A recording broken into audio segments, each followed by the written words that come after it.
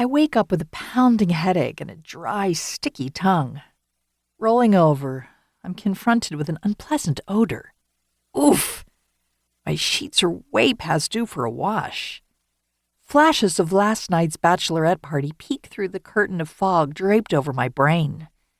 A red and pink streamer tickles my forehead with fresh whispers of regret. I yank it from my hair and roll onto my feet. The room swirls and I cradle my head as more images bubble to the surface. Did I dance on the bar at the Flicka Shack? No. I think that was Elisa. But I'm certain that I, the one and only Mitzy Moon, grabbed the mic from Fat Carol and screeched out an endless rendition of My Heart Will Go On. I wish I could say this sequence of events is a rare occurrence. No such luck. Over the years of struggling to survive in foster care, I built a wall around my emotions. Now I prefer to drown them or eat them. I exhale stale air and urge my gray matter to make a plan. Today my to-do list will be short. Take aspirin and drink 2 gallons of water. Do as little as possible at work. Apologize to Fat Carol. Don't look at me like that. She calls herself Fat Carol. She's not even fat. She thinks it's ironic. Don't get me started. 4.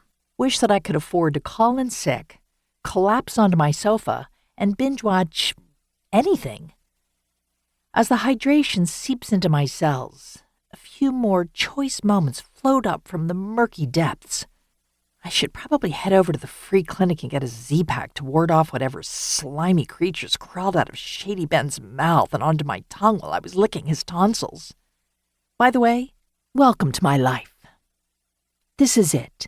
Parties, booze, regrets. There's a whole sad little orphan backstory, but I'm getting ahead of myself.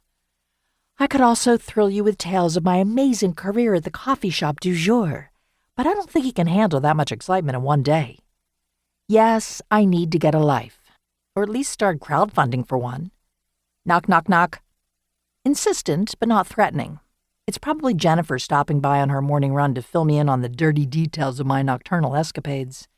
Lucky for me, I'm still wearing my skinny jeans and supernatural t-shirt from last night. No need to wrap up in a nasty sheet. Not that Jen stays sober.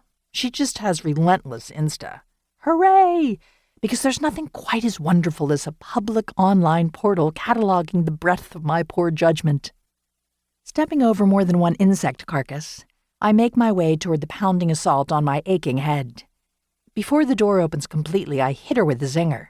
So, what manner of atrocity did I commit, Jen? As the wizened old man hunched in my hallway pulls into focus, my jaw falls slack like a broken ventriloquist dummy. I was expecting someone else, I stammer. That makes 2 of us, he snipes.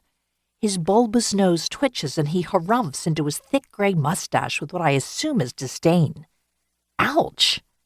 He balances an ancient leather briefcase against the wall and rummages through the contents. His gnarled hand grasps a bulging manila envelope. He sticks the corner between his teeth, the color of the pouch blending unfortunately with the shade of his chompers. He closes the briefcase with 2 sharp clicks and clears his throat. 3 times.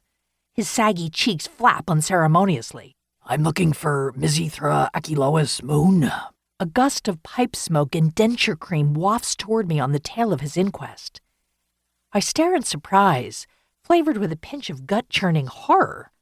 The last time someone came to the door and slaughtered the pronunciation of my full legal name, they followed up by informing my babysitter that a commuter train had killed my mother. The old man shifts his pear shape back on his heels and strains to see the number dangling from one screw on the door next to my slowly nodding head. Do I have the wrong apartment? He huffs and wags his balding head. I'm Mitzy. I can't bring myself to say the whole name. My late mother was the only one who called me Mizithra.